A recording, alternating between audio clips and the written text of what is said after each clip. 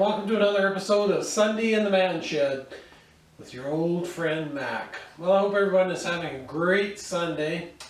It's a beautiful day here. We finally got some decent weather. It's nice and sunny out. It's warm. It's probably pushing 30 today, I would think.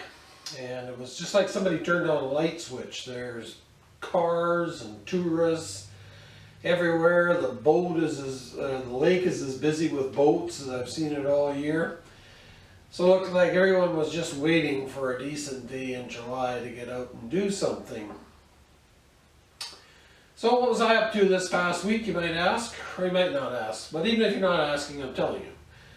So it was kind of a rough week at work. We're slowing down a bit at work. So unfortunately we had to let a couple of people go this week at work. It's part of the job I don't enjoy. But unfortunately we work in construction, so if the work's not coming in, we have to adjust the workforce accordingly. So that was kind of unpleasant. And then also we've got another job we've been working on for a couple of years. We're trying to finish it up. And unfortunately it's always at the end of the job where everything starts going wrong. So Friday was no exception. We thought we'd cleared the hurdle on Friday, but one more problem. So that's what I got to look forward to tomorrow on Monday, trying to get that solved and get that working. So it's going to be another stressful week, unfortunately, coming up. So on Monday, I think it was Monday or Tuesday, I went to a storage auction that was close to where I work. It was at 6 o'clock at night, so I just worked a little bit later and went over to it. They had 9 units up for auction. It was kind of a miserable evening there. It was raining a bit, so there's only 5 people showed up. So the first auction, I think it was about a 5x5. It had some decent stuff in it. Should have bought that one. Forget what it went for, less than $100. And the second unit that came up, again, it was a pretty decent unit. Didn't have anything too bulky. Same guy bought that one. And wisely enough, he was happy with his purchases. He just paid for them and took off. So after that, the first 2, like I say, they were decent, but after that, the quality started going down, down, down, and the last 2 were just garbage. And coincidentally, those 2 went for the highest price. So it's a lesson learned next time. Just if a first or second unit looks good, go all in on that one. But I thought 9 units, why buy the first one? There's bound to be some better ones, but again, I was wrong. So I bought a few storage units in the past. I'm not going to buy any more though that have got bulky items in it. It's just too much work to get rid of that stuff. Nobody wants furniture or couches or mattresses or anything, so that stuff all ends up going to the dump. And you got to pay to dump it, and it's lots of work. So I'm just going for, if I come across nice, clean, compact units, that's the ones I'll buy. So then Saturday morning, decided to go out for some grad sales. They're made of my little route planner. There's about 5 of them I wanted to hit up. So I did kind of a little loop there. They weren't that great, unfortunately. The first one was just down the hill from me. Then I went north to the town north of me. Made a loop through there. Wasn't really anything to write home about. But I did pick up a few items. First auction down the road here, the guy had this brass drift for sale. So I asked him what he want for it. He said, well, do you know what it is? And I said, yes, it's a brass drift. So paid 50 cents for that. And it's probably weighs a pound, so I think I made $1 on that if I scrapped it. But not going to scrap it. These brass drifts are pretty handy, so I'll keep that. Also, I did a little scrapping video yesterday. I bought these 2 brass valves and took them all apart just to see what they would be worth in value in brass compared to what I paid for them. So I paid $2 for them, scrapped them out, and I figured they were 4.5 pounds. Yeah, so they're worth about $7. So that part was good. What else did I get on the grad sale trail? Oh yeah. So I bought this Rubbermaid tote. It's brand new. $3. They sell for $6 or $7 plus tax at Walmart. So that was a no-brainer. Totes are always handy. And oh yes, of course, ball peen hammer, $2. Boom, sold. So those were the items from the garage sales on Saturday. So this morning, Brownie and I decided to head south to the little flea market down there, see what I could find. So there's more vendors this week. It was a nicer day, there's more vendors, and there wasn't any cycling contests or marathons or anything going off to block the streets off. So it was a little bit better stuff to pick from. It wasn't a huge amount of things that I was interested in, or things that I was interested in that I was willing to pay their price, but one thing I did buy is this brass cannon. Now, probably one of the last things I need in the world is a brass cannon, but I couldn't resist it. The reason I bought it is it's really well made. It's got some kind of a mark on here. I can't make out the first part, but it's an item number 32. It's just it's a decorative piece, but like I say, it's really well made. These wheels are all cast originally, then they're machined to finish. Everything spins nicely, fits nicely. So I don't know how old this is, but like I say, what drew me to it is it's really well made. So I just took the barrel off of it. It's not actually a functioning cannon. Originally I thought it was a functioning cannon. It does have a hole drilled in the bore here, but it only goes to about there. So I was kind of toying with the idea of checking up the lathe somehow, drilling the bore down deeper in here, and then drilling the top for a fuse to actually make a functioning cannon out of it. Which I think is quite possible. Just have to watch. I'm sure somebody on YouTube has got a video on doing that. So the barrel is quite neat. It's cast, but then it's machine finished. And then it fits in that turret. It's got two little blocks there to hold it in place.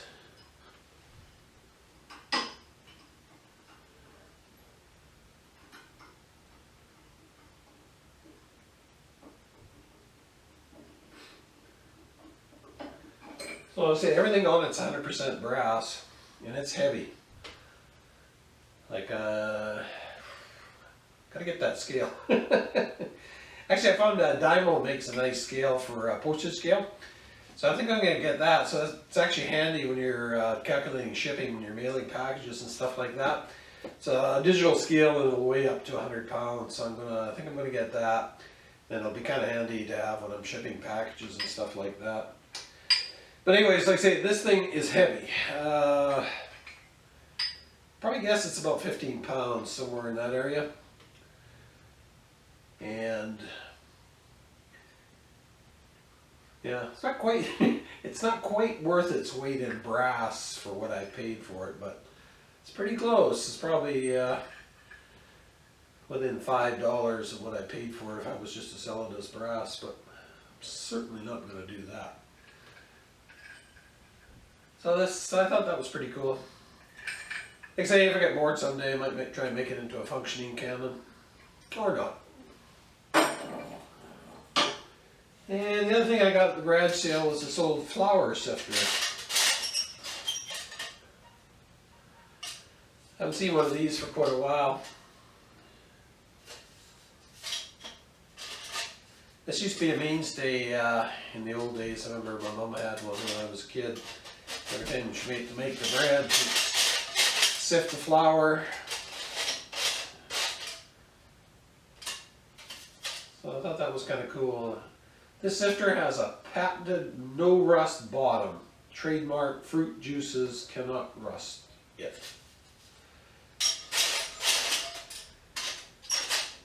So that's kind of a neat piece, I think. Probably from the 50s, 60s. These are all things that I remember as a kid, so I guess that's why I'm drawn to them.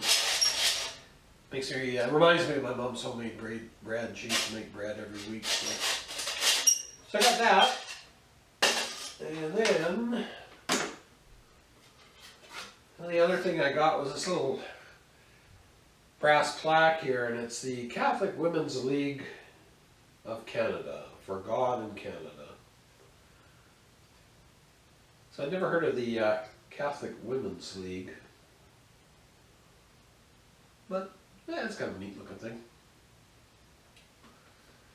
So I only paid, I think I paid $1 for it, something like that. So I didn't think I could lose on that. So that's all the treasures from this weekend. Probably won't be doing any of that next weekend. I'm actually going down to the West Coast fishing for a few days. So I think we're leaving Saturday morning, something like that. Be taking some video of that, but unless we run across the garage sale on the way down, that probably won't be it till the week after, but we'll see. Anyways, like I say, that's the treasures for this weekend. So friends, we all know what Sunday means. Time to relax and have a beer in the man shed. So what have we got this week? So I was up at the liquor store earlier today picking out a few beers, and I couldn't find any interesting ones that I wanted to try in bottles, so I had to go over to the can section. I definitely prefer imported beers in glass bottles for whatever reason. That's my preference anyways. But I was picking out a few beers from the UK and I ran across this one. It's called Lancaster Bomber. Now the Lancaster Bomber was a famous bomber from World War II. I don't know how many thousands of them were made, but it was lots. So I believe the Lancasters did the nighttime raids. Somebody can correct me on that in the comments section. But I believe that the Americans did the day raids and the Lancasters did the night raids. I'm not sure. It could be backwards. Anyways, somebody from the UK can correct me on that. So anyways, I've never seen this before. It's pretty cool. Lancaster Bomber. And it says, classic English ale, chestnut in color with a lovely full-bodied flavor, enriched with a wonderful late hop character.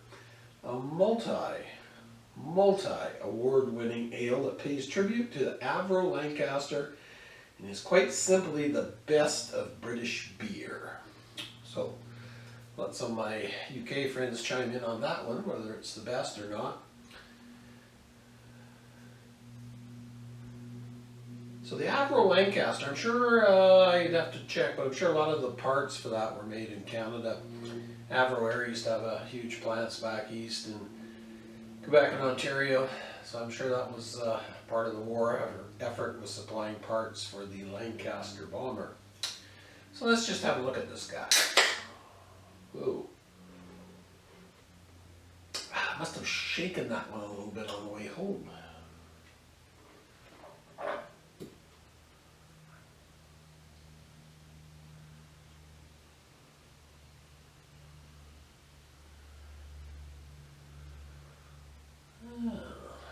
Quite a bit of head on it.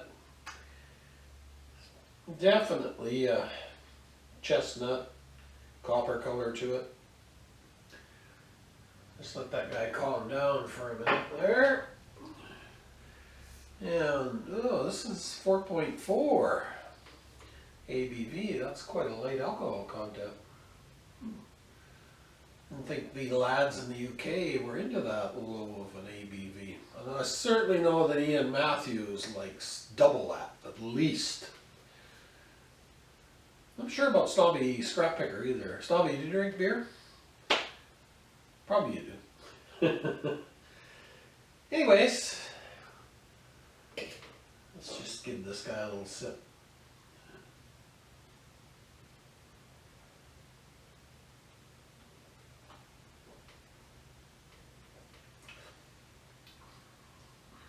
It's quite good.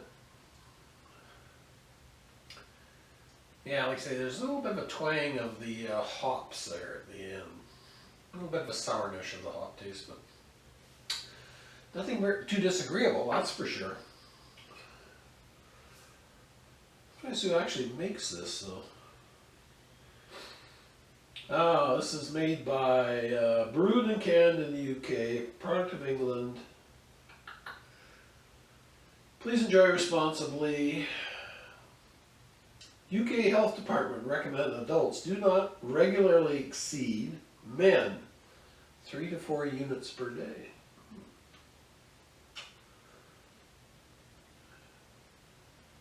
This is the Marston's House. This is brewed by Marston's House. Brewery Road, Wolverhampton, UK. Wherever that is.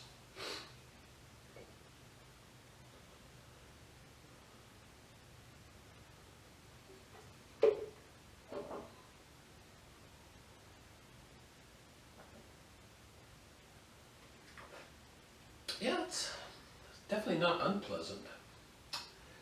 It's a little bit warmer too than I normally drink it. I had that in the fridge there, it didn't chill down yet to the temperature that I would normally drink it at. So, but even a little warmer, it's not bad.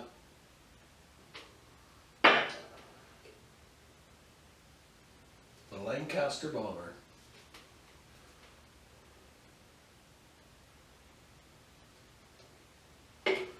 Well, yeah, nothing wrong with that at all.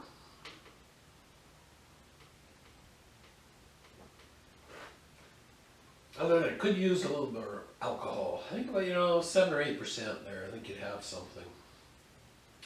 That's what I should do. Make this a functioning cannon there, and then if it's an excellent beer, I'll go outside and shoot the cannon off. Late at night though, just to scare the crap out of the neighbors. So that may be another reason to turn this into a functioning cannon. Or not. So I guess that'll just about wrap it up for this week. Sunday in the man shed. I just want to thank everybody that takes the time to watch and comment on the videos.